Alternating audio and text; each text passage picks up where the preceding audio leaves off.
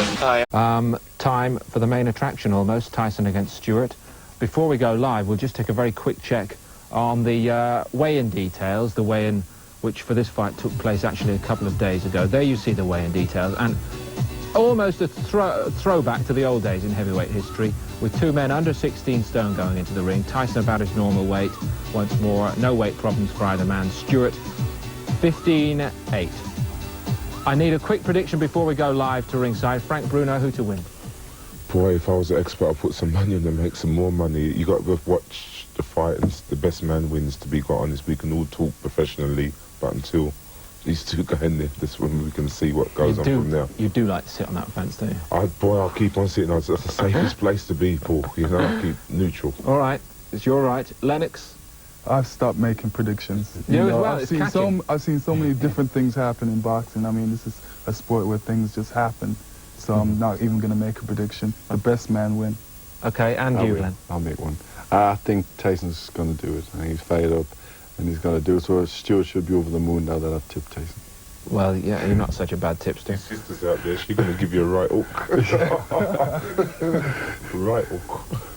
They're going to be out pretty shortly, actually. They're on their way almost immediately to ringside in Atlantic City. Why don't we go live now and we'll join Ian Darke, Alex Stewart on the way to the ring. Ian.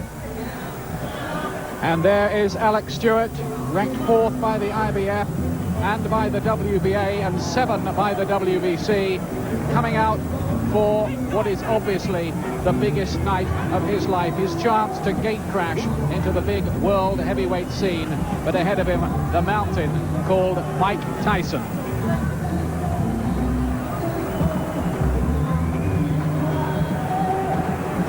Stewart, who still has traces of his English accent from a childhood spent in London. Then he was in Jamaica for 4 years. Now he lives in Brooklyn.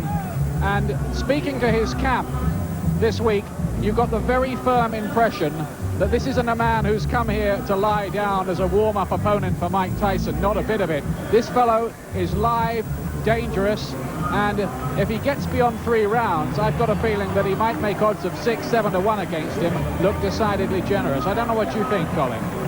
Well, 11 months ago, we would be talking about this being a foregone conclusion. You know, how quickly can Tyson knock him out?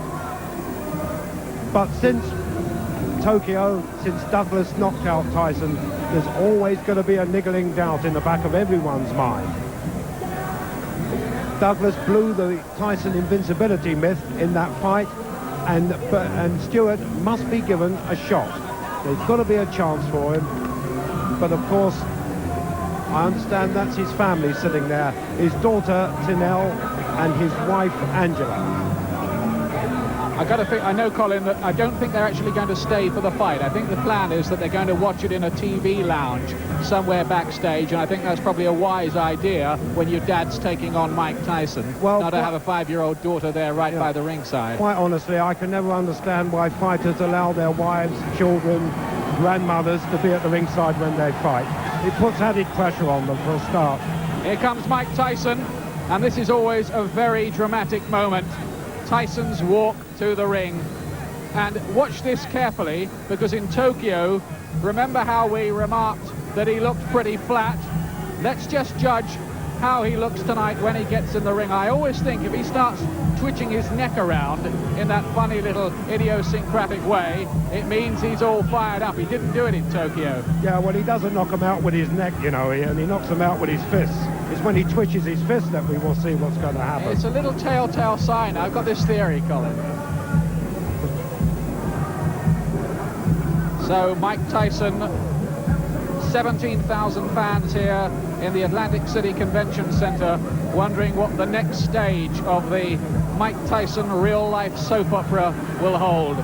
Youngest ever world heavyweight champion, married to an actress, divorced, the wild living, the blowing of what, 40 million pounds of his fortune, the sensational loss to Buster Douglas, the birth this year of a baby son, and now the campaign to regain the World Heavyweight Championship.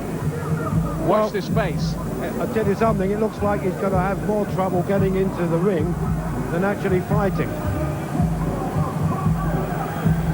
It's It's a troubled passage, all right. Look how many bodyguards they've got there, making sure that nobody gets their hands on Tyson, but you don't need that, do you, before a big fight? Well, it always happens, though, Ian, wherever they have these big heavyweight battles. Everybody seems to want to get in on the act. They all want to see their faces on TV screens, and it is always mayhem. So here's Mike Tyson re-entering the ring for his second comeback fight after the sensational Buster Douglas defeat. The first one was, well, probably a fairly meaningless first-round knockout of Henry Tillman back in June. I don't think that told us too much more about Tyson than we knew already, really. It didn't tell us anything about him. That was a joke fight. Obviously, he had to come back with a nice, easy one after his trauma in Tokyo. And, of course, Tillman was an old friend. He knew exactly what he had to offer, which was very little, and he just blasted him out in the round. Hopefully, Mr. Stewart will be made of much sterner stuff. He can punch himself, Stewart, you see, the thing about Tyson was everybody was in awe and in fear of him before Douglas. Now, when Stewart looks across the ring at him, he's going to remember Tokyo. He's going to remember Tyson lying on the canvas, battered, bleeding, groping for his gum shield. The first time anybody had seen Tyson in that kind of state, and everybody now realizes he's human like everyone else. If you keep hitting him on the chin, he'll fall down. Tyson, as always, in those black shorts, the ankle-length boots with no socks. He really is a throwback in that respect. You'll never catch Mike Tyson in those gaudy, tasseled shorts and fancy dressing gowns. He hates all that kind of thing. He's got this firm belief about his place in boxing history. Here's the ring announcement. In association with the Trump Plaza Hotel and Casino here on the boardwalk in Atlantic City, New Jersey, present the featured bout of the evening. In attendance here at ringside tonight, ladies and gentlemen, our host, a man who's brought 50 championship bouts to Atlantic City in the last 4 years, Mr. Donald J. Trump. And in the ring at this time, the promoter for tonight's great event, and many others through the years around the world, Mr. Don King. This bout is sanctioned by the New Jersey State Athletic Control Board. All the officials shall remain the same except the judges assigned at ringside. For this bout, they are John Stewart, Rocky Castellani, and Eugene Grant. And now, ladies and gentlemen, from the Trump Plaza Hotel and Casino on the boardwalk in Atlantic City, New Jersey, let's get ready to rumble! 10 rounds of boxing in the heavyweight division. The referee for this bout is Frank Cappuccino. Introducing first, fighting out of the blue corner, wearing the black trunks with gold trim. He weighed in at an even 218 pounds. He's originally from England, but now lives and fights out of Brooklyn, New York. His professional record, an unbelievable one, 26 victories, all 26 by knockout, only 1 defeat. He's the number 4 ranked heavyweight in the world. Ladies and gentlemen, Alex, the Destroyer Stewart.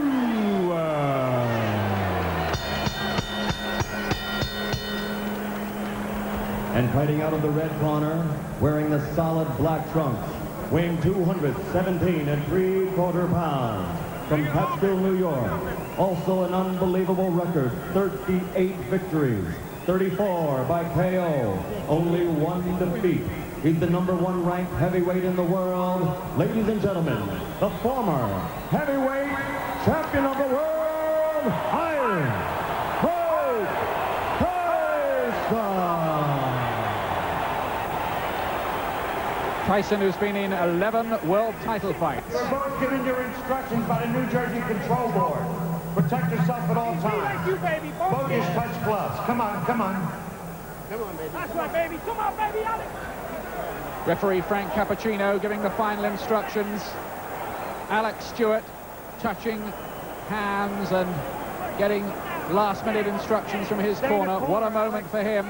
Tyson, he'll know, has 18 first-round wins to his credit. And Stewart has the reputation of possibly being a bit of a slow starter. He was against Holyfield. Tyson going for him with the right straight away, and he's got him! Oh, he's got him with the second punch! Bad moments for Alex Stewart. All right, man. This might be very brief. He hit him on the temple. Well, Stewart needs to hold on. Somehow needs to stop Tyson getting the leverage for another one like that one. Desperate moments for Stewart. What a dramatic start. It reminds me of what happened with Frank Bruno in the first round of their world title fight, when Frank was put on the floor very early and got straight up again. Oh, Tyson, no, that is not a knockdown. That is a slip. Crowd at the back of the hall thought they'd seen something sensational. And Tyson's looking for this in the first round. There's no doubt about it. He means business, all right. His last two fights. He's got him again. He's got him again. Again, it was the right. 5, 6, 7, Stewart trying desperately to get to his feet. I don't think, is he going to make it just about? The referee, Frank Cappuccino, looks in the eyes. He says, are you okay? Stewart just about survived the inspection, but only just. He might not survive the round, though. He's being hit hard. Another left hook. He's very wobbly. Tyson knows, I think, that he can get this job out of the way. And the end of this round cannot come quick enough for Alex Stewart. The 3 knockdown rule does apply as well. One more knockdown would be an automatic stoppage. So he's got to stay on his feet, otherwise it's curtains for Stewart. Come on, get him, Lewis. Get that Down twice. Tyson back to the old explosive puncher that we knew as he battled his way to the World Heavyweight Championship in such intimidating fashion. Tyson really letting the punches go, and that's it. That must be it. 3 knockdown rule applies. 7, 8. And that's got to be the end of it anyway. I don't think Frank Cappuccino, in all the confusion, quite reacted to that. But it was automatic when Stewart went down again. 19th first round win of Tyson's career. Mike Tyson has answered all the questions about the zest, fire and hunger in the affirmative. And that was a warning fired to Messrs Holyfield and, of course, Foreman and, of course, Ruddock. And, of course, Gary Mason and anybody else who might fancy their luck. Yes, you can't argue with that, Ian. That was Tyson, the old Tyson, who came out with one intention, to hurt and destroy. And he did exactly that. Well, Alex Stewart lasted 8 rounds with the new World Heavyweight Champion Evander Holyfield a year ago, but he can last only 1 round with Mike Tyson. And, well, you can take nothing at all away from Tyson there. That really was devastating stuff again. Yeah, but it must be said that probably Stewart was frozen to the spot when the bell sounded. It was only the second punch Tyson threw. It seemed to hit him on the temple and dumped him on the floor. From that moment, the fight was virtually over. There it comes. Now, that was the first one. I think right on top of the head. Second punch of the contest, that was. A right from right. Tyson. Now, here's the official announcement, Colin. 27 seconds of the very first round. The winner by TKO victory, Tyson. What is interesting, this is in his last 3 fights at the Atlantic City Convention Center, have all ended in the first round. Mike Spinks, Carl the Tooth Williams, and now Stewart. This is certainly his lucky stadium, all right. Here comes the second knockdown. And there it was, a right, which seemed to catch Stewart on a glancing kind of blow, but then again, we didn't have to take it, Colin. No, he probably never recovered from the first punch. I mean, he hardly hit him that time. It was a delayed action fall, but there's no doubt about it. Stewart was on wobbly legs, rubber legs, really, from about the 10th second of the contest. The only thing I can say for Alex is that he didn't do a Buster Douglas, and he tried to get up This is the second knockdown again. Clubbed him really around the side of the head. It looked like a glancing blow, but, well, it went straight to the boots of Alex Stewart. And here comes the third and final knockdown. And this should have constituted an automatic stoppage, according to the rules we were given by the New Jersey Commission yesterday. Well, of course, some of the officials dived into the ring while Cappuccino was counting. He obviously forgotten the rule. There it was. And poor Alex Stewart's dreams of breaking into the big time are over. They call him the Destroyer. Well, as Nigel Benn discovered a couple of weeks ago, destroyers can sometimes be sunk. Yes, exactly. But as I say, the only thing you can say for Stewart is that he didn't do a Buster Douglas. At least when he was knocked down, he did get up, and he was trying to get up even on the third knockdown. But he was demoralized. Mike Tyson's 40th fight, his 39th win, his 35th knockout, his 19th in the first round. Impressive statistics, but he may find Evander Holyfield, if he gets into the ring with him, and we're told possibly Razor Ruddock even in March, they may be different propositions. Well, of course, politics is now going to play its part, boxing politics, that is. They're talking about the WBC stripping Holyfield. That is going to arbitration in an American court. If they uphold that and allow Holyfield to be stripped, then they say Tyson and Ruddock will fight for the WBC title in March. I hope that doesn't happen. We have too many champions in too many divisions as it is, and the World Heavyweight Championship has been unified for several years now. I hope it stays that way. But I tell you something, the winner of Foreman Holyfield against Tyson is going to be some event. Well, we're just getting our breath back here. We wondered what would happen. I said Stewart might be a bit of a slow start, but the first 3 rounds were always going to be vital for him if he could get past them. The answer was that he couldn't. Tyson is now on the ring apron, out of your shot, waving to the fans. But I must say, I'd like to see him in a slightly longer fight. Is he back, says the announcer Michael Buffer. There's the shot of him on the ring apron. Well, you see, although, you know, he was magnificent in those...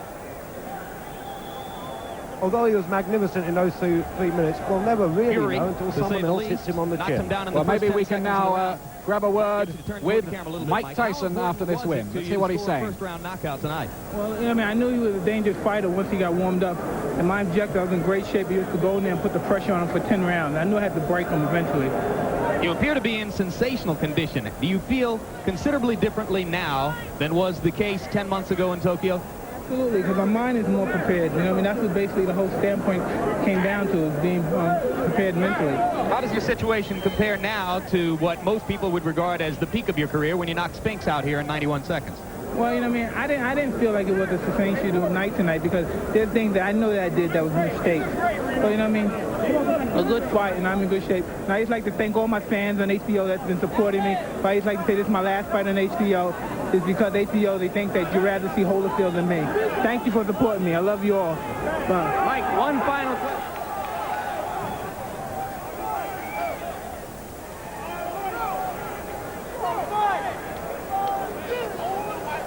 So that was Mike Tyson with his views about the fight. Chaos as always in the ring. Let me remind you what happened earlier in case you weren't tuned in. Julio Cesar Chavez retained his WBC and IBF light welterweight championships with a third round stoppage of the Korean Kyung Duk An. Tyson winning 3 knockdowns in the round over Alex Stewart in round 1. I think that's what you call impressive. In the middle here, somebody who wasn't here before, you probably knew that, Nigel Benn. He dropped in to watch the fight, and welcome to you. Thank you. And it's a night for Tyson fans like yourself. Yeah, well, I love the guy Mike Tyson. I think he's great. I think he's awesome. And everyone was talking about, you know, is he going to be the same? What happened to me with Michael Watson? Michael Watson battered me around the place. You know, I think you need an upset to get yourself back together. And it felt like when he beat me, I had the world on top of my shoulders. It must have been the same with Mike Tyson when he lost to Buster Douglas. And I only feel he can get better. I don't think he can get worse. What he said there at the end, I thought was perhaps pretty revealing. His head was in no condition when he fought Douglas, and now it's coming together again. Because he's had so many knockouts, and when he fought Douglas, he thought, well, you know, it's just another easy fight. I could not, and he didn't train right. And when that upset happened, you think, hey, I can't live with this. You know, he wants his belts back, and I believe he'll get them back, no problem. You cannot argue with a guy who had his one bad fight, and then in his other 2 fights in the same year, they've both gone 1 round.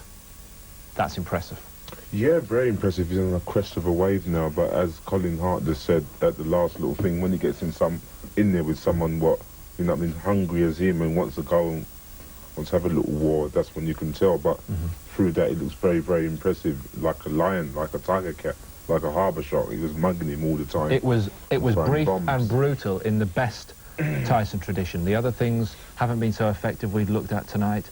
He's got his problems perhaps away from boxing, but in the ring he looks like the old version. Now here's the evidence of what we saw tonight. Glenn McCrory first, if you'll talk us through the early stages. He just come out right from the beginning. First punch he hit him with a big overhand right on the side of the head, and down he goes, and he never once got back into the fight. He just couldn't get any combinations off. He's on the defensive right from the start, and everything's big overhand shots right on the top of the head. Awesome power. Alex Stewart says, oh dear. What am I doing This here? is for real. That's right. Lennox Lewis, here it comes again. This is the second knockdown now. No, it's the same one, excuse me. Yeah, I think that first punch really did it. You know, it set the pace and the trend for the fight. And when Alex felt that first punch, he just didn't get into the fight. I feel bad for him because he trained so hard and sacrificed so much. All of a sudden, he didn't really get into the fight. Those punches around the head, you know, can really bother you. You know, Nigel can tell you about that. I really think he had 2 lots of fear to go in with. Every boxer has a fear to go in the ring with, but he had that second fear of Tyson's power. And when he felt the first punch, he realised that the power was for real, it wasn't high. And I think, you know, he had to cope with that. And as soon as he got the first punch, that really knocked him off balance. And I believe if it went longer, he would have stand a much more better chance. But with me, I honestly don't think there's a person that has to beat Mike Once Tyson. that initial breakthrough has been made by Tyson, what can you do to get out of trouble? I believe you either got to fight him back or just hold on to him. You either got to fight him back. I think you got a mixed fight with Mike Tyson. I mean, that's what Buster Douglas done. He wasn't overawed by Mike Tyson whatsoever. He took it to him. He thought, yeah, you want to fight? I'll fight with you. And a lot of people don't do that with Mike Tyson because they're scared of him. Lennox. Like I said, you know, Alex didn't really get a chance to say, yeah, respect me and throw a punch and hit Tyson. So Tyson can think about it. Tyson just walked right over to him and punched him. That's why I said I feel kind of bad for Alex. Didn't really get a chance to, you know, show his stuff.